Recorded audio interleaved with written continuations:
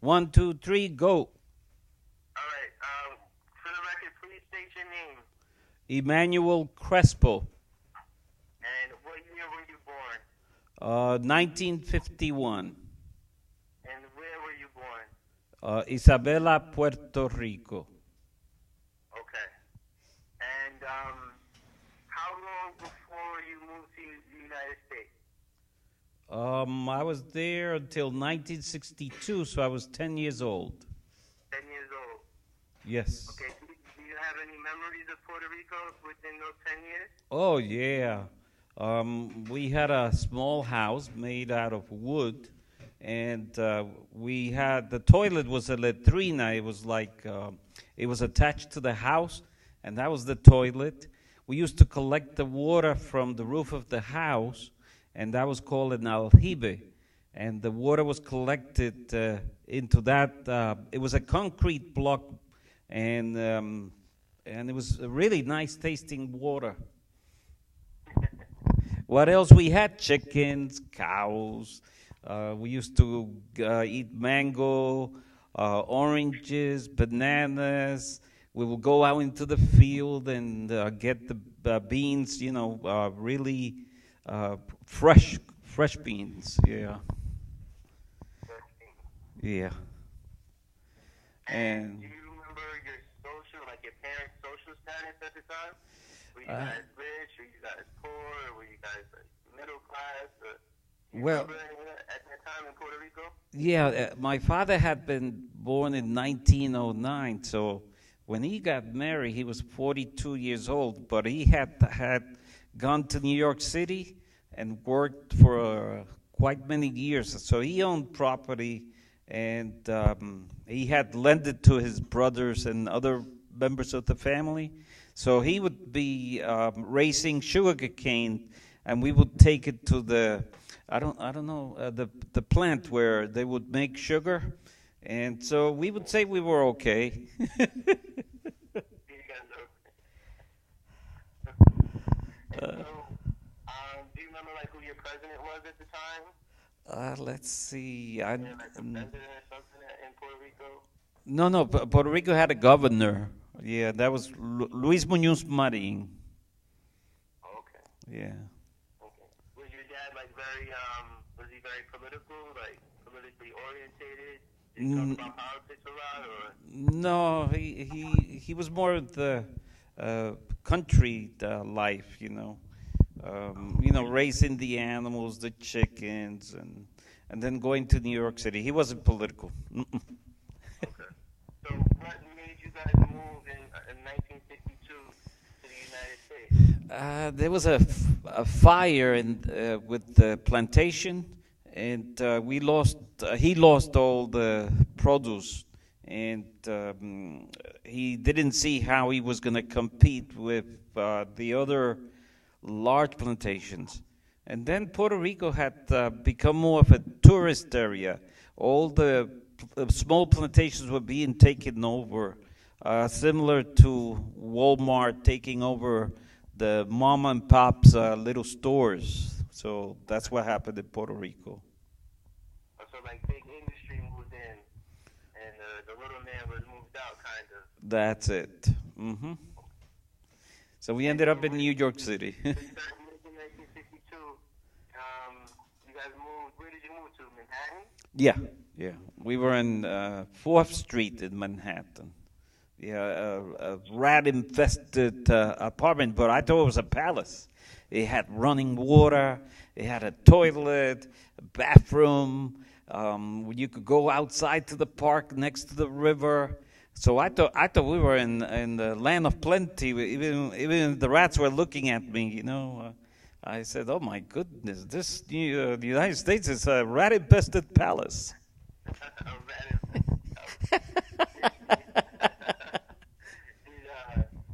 Okay. So what did your dad do when he in Manhattan? What was he doing for work? He was a counterman. He always was working at the Biltmore Hotel up on 42nd Street, Grand Central, and he just served breakfast, lunch, and dinner for the workers of the hotel. Hmm. Oh, okay.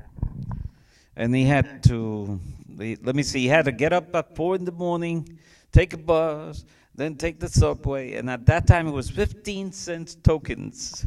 Wow, 15 cents. Yeah. How much is it now? A lot. Yeah, I think it's like 250 now for one way. Like Something like 250? that. Yeah. Wow, 15 cents. And Grandma, what was mom doing? Your mom doing at the time?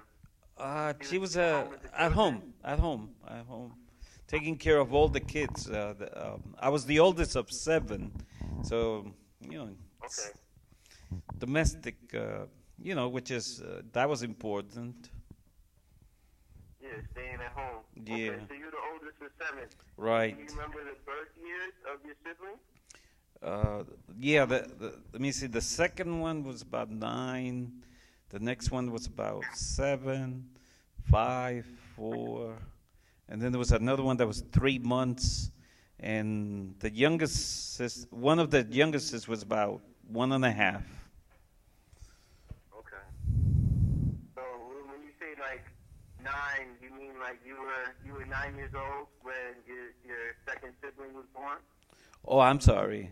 No, I think I was about 1 year old. Yeah, when the second one was born. I think she had them one after the other. Okay. You know the old saying, no TV, no radio, no Disneyland. Make babies. Yeah. No, but the United States, there's some religious groups that they have like 50 children. So I think that's what the Mormons and I think Israel, right? Yeah, because where I used to work at Rikers, there was a Jewish physician assistant, and she had like 40 kids. Get out of here. Well, it was only 15. They had to get a bus. That's like Octomom. That's like Octomom. Yeah, you heard she's gonna be making a porn film? Oh my goodness. I wonder what the taxi time was like. So, alright, so you had 7 siblings, and your father was working, you guys were in Manhattan. You told you were in Manhattan for 2 years, right? Yes, 2 years. Then we went to the Bronx. What else besides the rats do you remember about Manhattan? Do you remember, like, how about, like, during that time, it was the 60s, was there still, like, racial tensions? Did you ever see any of that going in through school or anything? Were you guys, like, the Puerto Ricans and you were the cast outs, or did you guys look down on the African American? Like, what was the social norm around there? I was 10 years old, but the school was mainly Hispanic and black, and we had a lot of torn down buildings. Now the village was pretty busy and active because NYU was I think NYU is the lower Manhattan area. We were right where the Hispanics were living. In NYU, so you had like a college right next to you? It was about a mile away. It's right. Where's that? It's at the village. The village is where NYU's at. Yeah, I was on 4th Street. Any memories you had, like any thoughts you had about that college? Do you remember any thoughts or anything that you had about that college? Well, there was a busy life. They used to have people drawing things and pictures of all types. People reading in the outside poetry, but that was also the time that John F. Kennedy got killed. That was 1964, and 1963, and I remember that.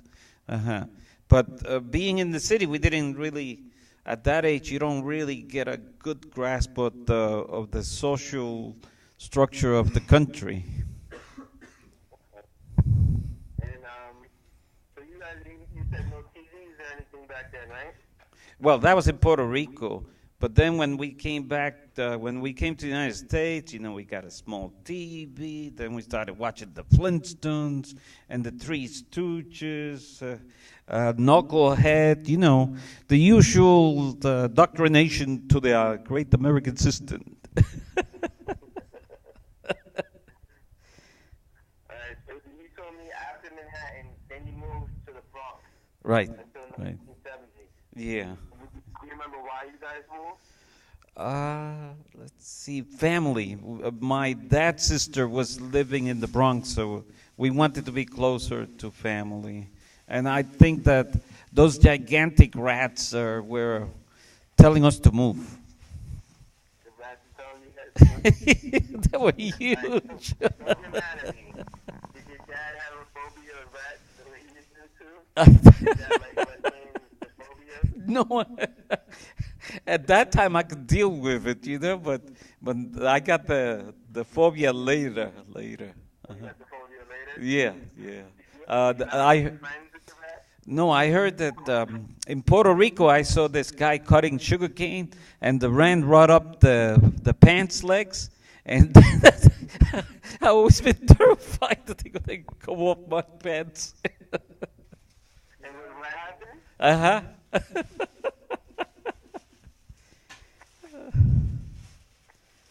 So wait, I didn't hear it. What happened? Oh, in Puerto Rico, when they cut the sugar cane, there's a lot of animals, and this rat went up the pants of this guy. Oh, wow. So I say, oh my goodness, hot dogs all the way. So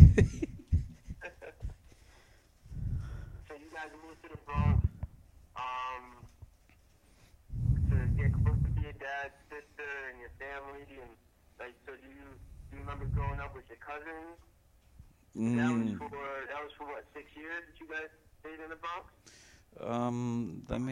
No, we were there from 64, and then I went to college in 1970.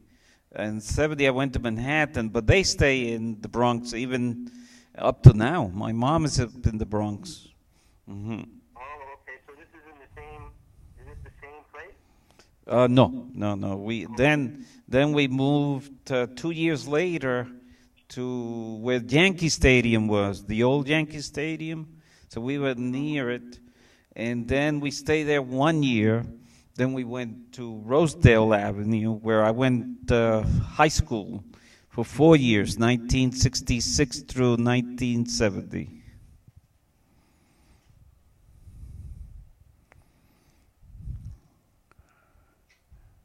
Okay. And so when you were in high school, do you remember anything going on? Like, was Dr. Martin Luther King marching? Do you have Malcolm X or anything like that? Do you remember any of that going on around you? Or is it more like in Puerto Rican, it didn't really affect you? Well, that came about more in the 1970s. In 66 through 70, we were hearing about it, but it didn't touch us as personally as much. My dad wasn't political, my mom wasn't political, and the friends in school were more into sports. And the ones who weren't into sports were into the other, the drugs and the alcohol. So we weren't really much into what was taking place in the whole country.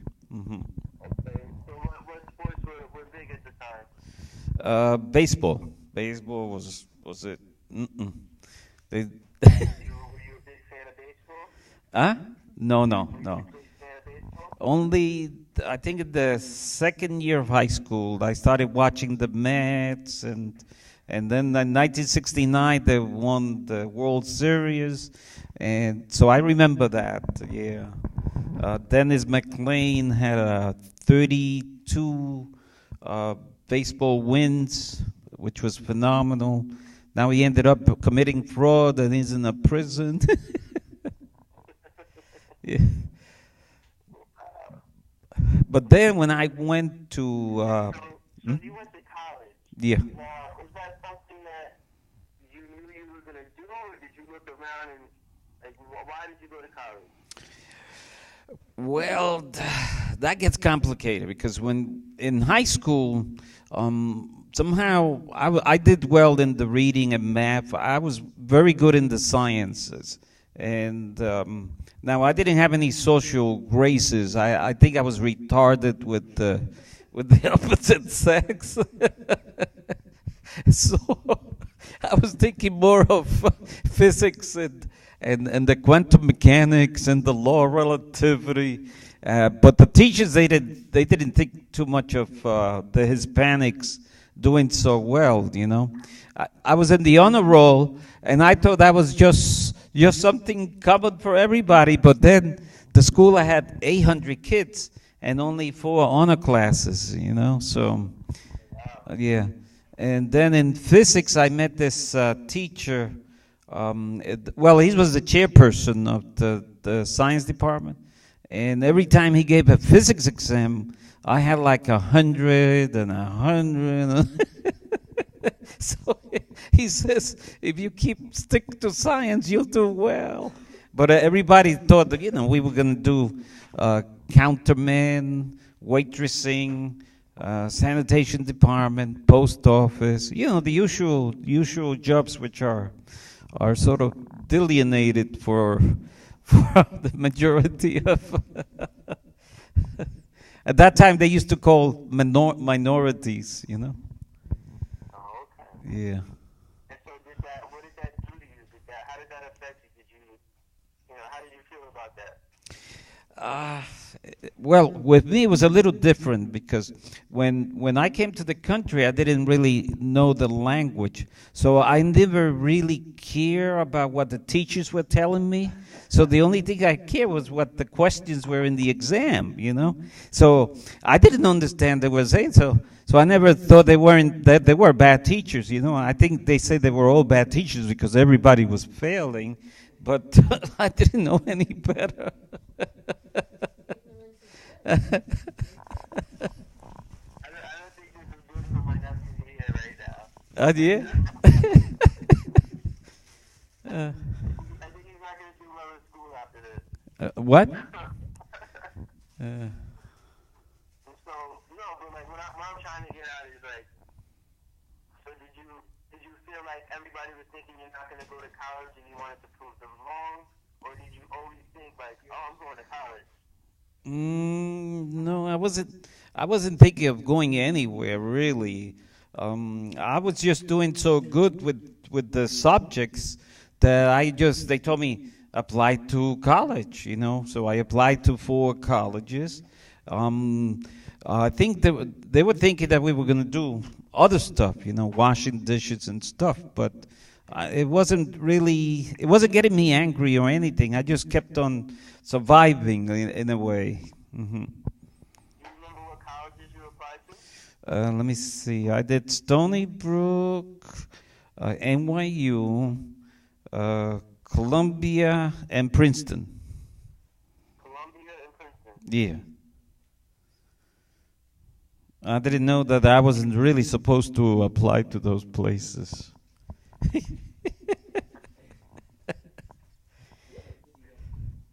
did you get accepted to all of them? Yes, and then I picked Columbia because I could take the subway, It was only 45 minutes. I didn't know where Princeton was, so I said that's too far.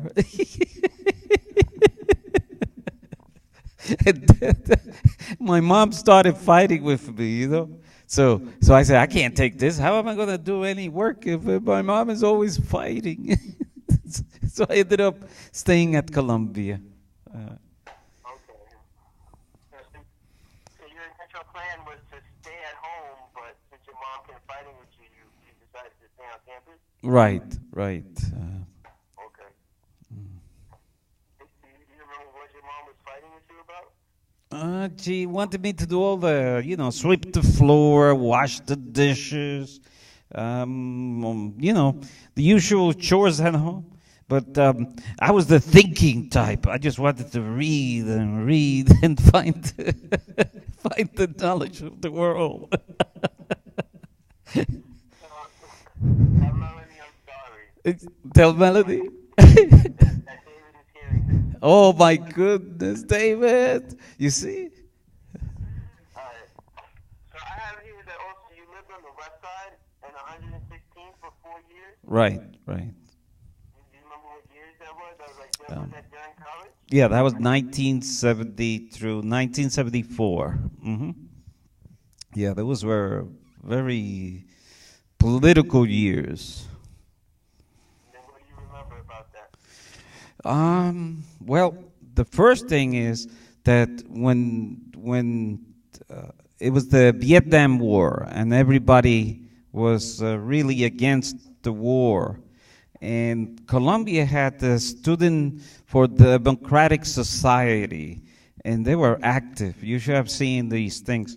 They would go on marching in front of the buildings of all the classes. And when I got there, the Hispanics had set up a thing called LASO, the Latin American Student Organization. Blacks had the Black Student Association. The Chinese had you know what, the association. The gays had the Gays Association. So I ended up joining almost everything that was dealing with the politics of the New York City in terms of the Hispanics. Yeah. No, that one I didn't do. No. I joined the West Bar, you know, drinking beer and all that stuff, you know. And then I got a D for a paper when I got drunk, and then another one I got an A. First I got an A, then I got F and D, and then I stopped drinking.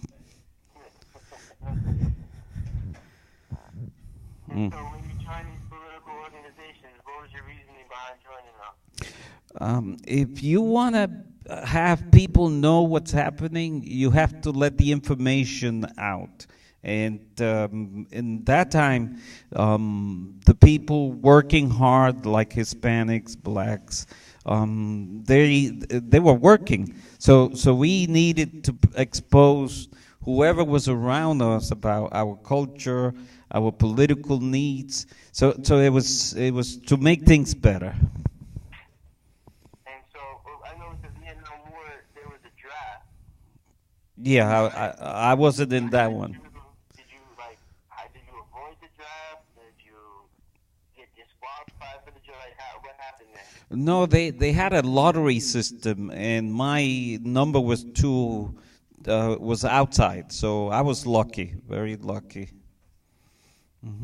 I didn't have to break my leg or see aliens to get out of it, like some presidential nominees, you know. So did you see some were people around you doing stuff like that? Oh yeah, we took over the buildings, and then the people were with the help of other members of the families, you know, they were buying their drafts and stuff, so it was happening. Okay. And what do you remember about the war?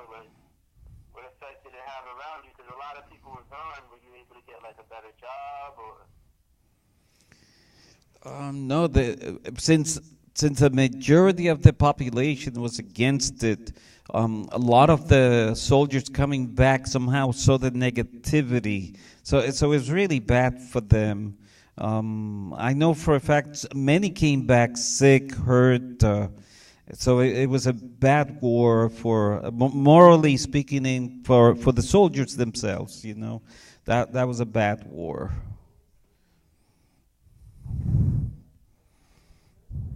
And so you did 4 years at Columbia? Yes, yes, Four yes. straight years? What? For 4 straight years to get your bachelor's at Columbia. Yes, yes, yes. Yeah. And tell me what you did after you got your bachelor's. Then I went to medical school. And where did you attend medical school? And at that time, it was Cornell Medical School, Now it's called the Well something Cornell Medical School. Somebody donated about $50 million to change the name. Wow. Yeah. And so is it, that's in New Jersey? No, no, no. That's on 69th Street and York Avenue. So Columbia's on the east side, and the war was with the Morningside community, and that's because Columbia was buying buildings and trying to throw everybody out of the buildings, you know. So um, now at the east side it was different. At the east side it was Rockefeller University, Sloan Kettering, and the Cornell University. It was really nice. For example, the guy who created methadone, I went to see him and I wrote a paper about adolescent people getting into drugs and stuff, you know. Hmm. Do you still have that paper? No. Imagine that. I would like to read that. Yeah, I probably burned it before. And so, okay, so I have here, so for the 1970 and 1974, you were in the West Side. So that's the 4 years that you did your bachelor's. And then I guess to do your medical school, you moved to the East Side? Yes, yes. So West Side, West Side, West Side. You did it for 5 years? Yeah, West Side, yeah. I took a year sort of off, you know. I took a sabbatical. I went to California, and I tried to do what migrant workers were doing in terms of picking up lettuce. But the first day I tried it, I collapsed. So, you know, that's skilled work. You have to know how to work. Otherwise, you can't do it. And that's why Georgia is messed up. $4 billion down the drain, and they can't find any skilled, what they call it, agricultural workers. Because you need skill to work the agricultural business. It was only after they passed the law that they realized that they hadn't trained anybody to pick up the agricultural. So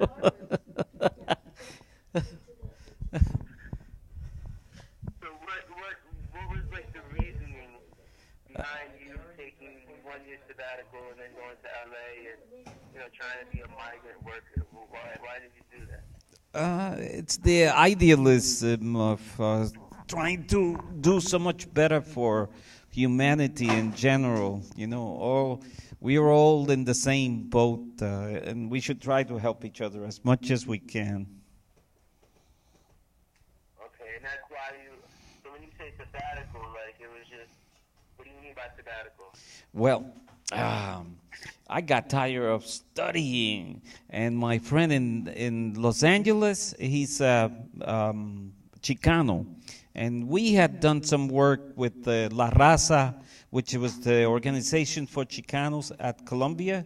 So when he said, come on down, I said, you know what, that sounds pretty good, because then I'll know that sector of the population.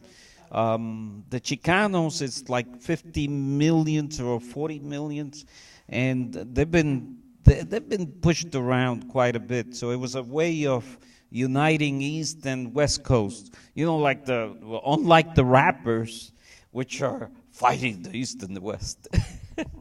Like the rappers, right? So when you say Chicano, you mean Mexican, right? Yeah. But the Chicanos are usually born in the United States. They've been here since 1848.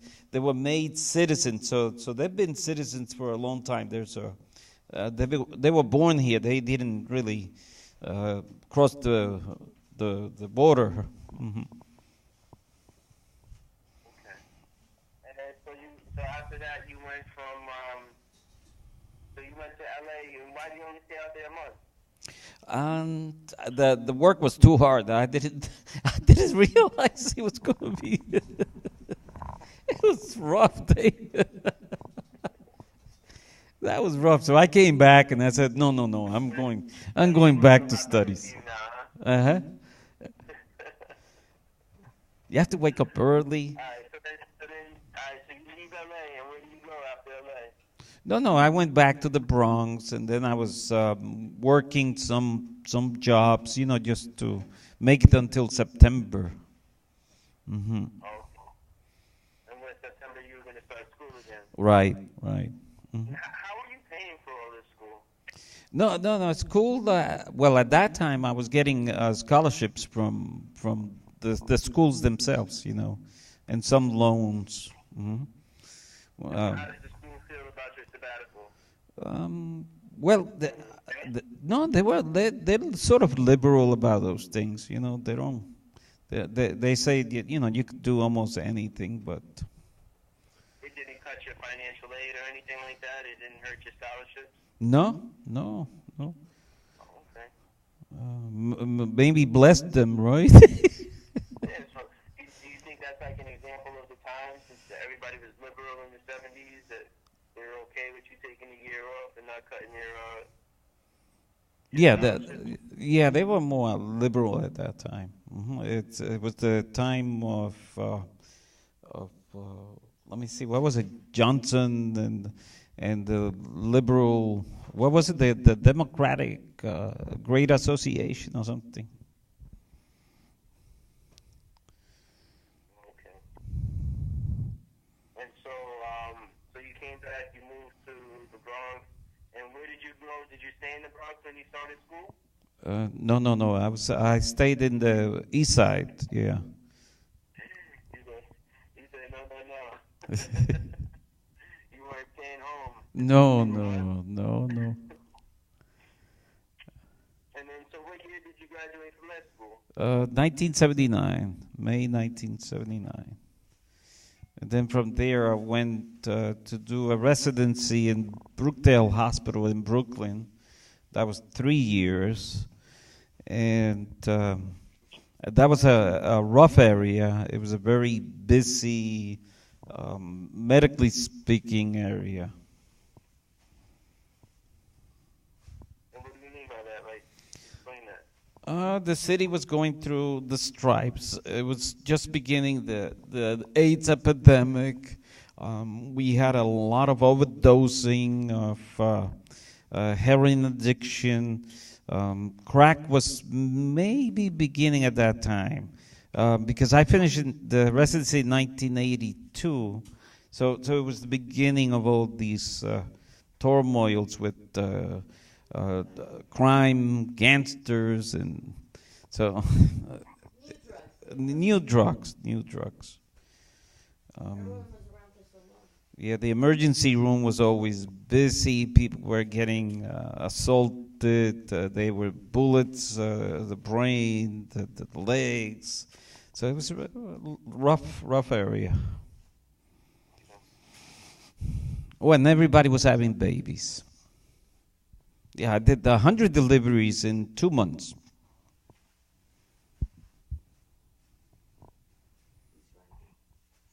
So, you did 100 deliveries in 2 months? Yep, it was a very busy place. And this is as a resident? Yeah, yeah. Okay, and a resident isn't a doctor yet. No, Like no. training. Yeah, the training. And so what did you do after your 3 years of residency? Then I went to work in downstate in the alcohol addiction, and I was there about 9 months. Then I heard that Woodhull had a need for a primary care, so I went to Woodhull Hospital after that. Yeah. How do you describe like you're working for the 9 months at the alcohol place? That's always a very interesting topic, how people get into drugs and alcohol, and how these drugs actually affect the brain so much. The brain actually makes these substances, and when they take extra substances from the outside, then the brain has less and they get into withdrawal. So for me, it was a way of helping society to understand the problems of addiction. So maybe not taking it personal level of their weak consciences or psychologically saying that they get into it, but having a hand in the community of helping them. Okay. And then, so what made you leave to Woodhall? Was it like better pay, or were you just, this isn't where you wanted to be? Like, what made you leave Woodhall? No, I had done family medicine, and in family medicine you do pediatrics, internal medicine, and all types of specialties. So it's like a general practice. So I just wanted more of a general practice than just dealing with the addiction. Yeah, because I was a associate professor of psychiatry at Downstate for that year. So I said, well, family medicine, psychiatry, no, no, no, no. So how was, what, I'm sorry to backtrack, but what made you become a doctor? That was sort of when I was growing up in Puerto Rico. A lot of people were sick and crying, and one of the things was that they couldn't really afford doctors at that time. Then when I came to New York City, the doctors really weren't speaking Spanish, so I said, I know Spanish, so this is going to be easy, to communicate. So it was a matter of language. It was a matter of language. Yeah. And so, what were your, what were your parents saying when you told them that you wanted to be a doctor? I think they liked it, but they didn't really understand what it takes in terms of competitiveness, and they didn't really understand that. But they were happy. They were happy with that idea. Hmm. Yeah. Did you face opposition from them, or do you feel like you had their 100% support? No, 100% support from what they understood what it meant. Okay. So they weren't saying that you were why are you following that silly dream? Come work at the factory or come work here with me. You didn't have that going on? No, I think I was blocking it out. So it's good to block things out. You were a typical child at that age, just tuning out your parents? The what? I said you were a typical child at that age, just tuning out your parents? In a different way, right? Differently, not using the drugs or having kids and dating and stuff. Yeah. So, all right, so we'll get back on track. So you're in Brooklyn for 2 years, for 3 years, Brooklyn Hospital, then you do the 9-month stint at the drug place. Right. And then you go to, what was that called? Woodhull Hospital. I forgot the name of it. I don't really see. The next place that you went to after that? After the 9 months? Oh, the Woodhull Hospital. Yeah. Oh, Woodhall. Yeah. Woodhall. Yeah. So you went to Woodhall, and how was that? There was a great need because it was a new hospital. It took about 20 years to build. I remember that your mom was there from the beginning, and they gave her the scholarship she had the scholarship for Woodhull, but it took 20 years because of the internal politics of New York City. New York City has like 7 medical schools, and each one fights for part of the territory of the city, the healthcare empire. And so Woodhull had to deal with all these controversies of the hospitals nearby. So, and being a poor community, you don't really get to vote as much or to have an input into certain things. So that was another controversial political issue of the city. And so how long did you stay in Woodhall?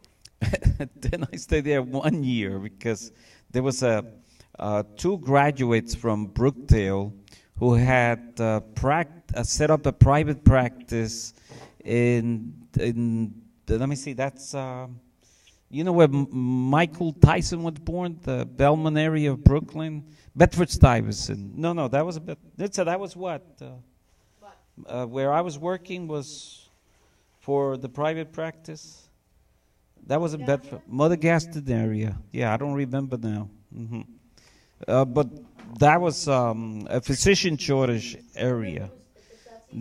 But I was being idealistic, meaning that I had been given by the State Department loan forgiveness. They said, well, you go and practice in a physician shortage area, we'll forgive your loans. And it was about $17,000. So I said, okay, I'll take it. But it ended up being a foolish thing to do.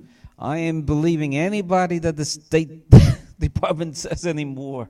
Physician shortage area, let them work in it. Let the politicians go in and work because there was no money.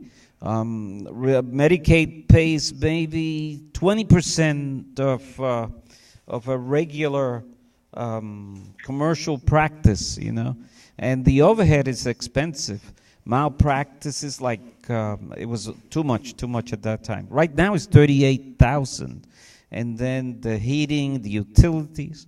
I mean, the overhead for practicing is too much, and for Medicaid to just pay a physician $11, it doesn't make sense. It doesn't show any commitment to the community or for the health care of individuals of the country.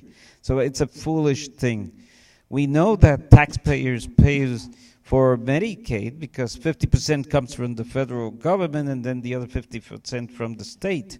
But to practice that way, I don't even think the politicians will do that to their mothers or fathers if they ever need some type of health care.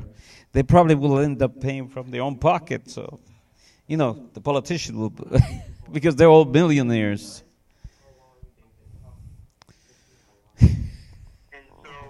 That's when you opened up your private practice? Yes, I was being idealistic. Mother Gaston. You said partners, that you had partners? No. Well, at the beginning I did because they sort of recruited me, but their practice consisted mainly of Medicaid, and I hadn't realized the internal conflicts of the city in dealing with healthcare delivery. It's like the whole country right now is up in arms. Clinton had tried to pass universal health care. He lost it. Right now, Obama passed this thing, but you know, it's not a good plan either. Then Romney had the same plan Obama had, and then nobody likes that plan. So we need universal care, and nobody, the government wants to do it because the big companies, for example, I had a friend who was working with the chairperson or the CEO of United Health Group. And Obama actually mentioned him because this guy was getting $40 million bonus to work for United Healthcare. So as long as we have these private commercial enterprises getting a big slash of our money, we will never really have something that's good for the country. Wow. Mm-hmm. And then after Mother Gaston, I guess that's when the family started? Yeah. Then I ended up going for Rikers Island, you know, for 7 years. And the reasoning for Rikers Island was that also kind of the same undertone of being able to help people? No. This was more financial. I had visited my brother in Arizona, and he was doing phone cups for a corporation, and he had made $32,000, and I had made $30,000. So I said, okay, this doesn't make any sense. You only made Yeah. The net. After paying the overhead. Yeah. Yeah. No, and it was true. And no, and then the state wanted to audit my charts too. They ended up doing that. And then the funny part is that at that time, the social department, the lawyer who was running the social department for doing these things was a Puerto Rican. So you have a Puerto Rican messing up the whole system. Uh, what is it, Oreo cookie or a coconut? Something like that. I forgot which one it is. Yeah. I remember. You remember Patterson, that he was governor for a while? He was my roommate.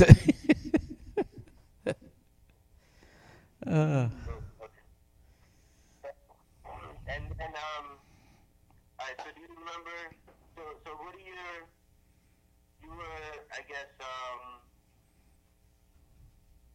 in the 60s, you were in your teens, going into your 20s, like towards the end of the 60s. Do you remember anything significant about the 60s? I'm just going to backtrack right here. yeah, I think it was the presidential shooting. Remember, Kennedy got shot. Then after that, we had his brother, and then let me see, Martin Luther King was in between too. It was all these killings. Oh my goodness. Mm-hmm. And do you remember like being affected by that, or it just was really... Yeah, I said, wow. You try to be president, you're gonna get killed. You try to do some good, and you're gonna be targeted. Amazing.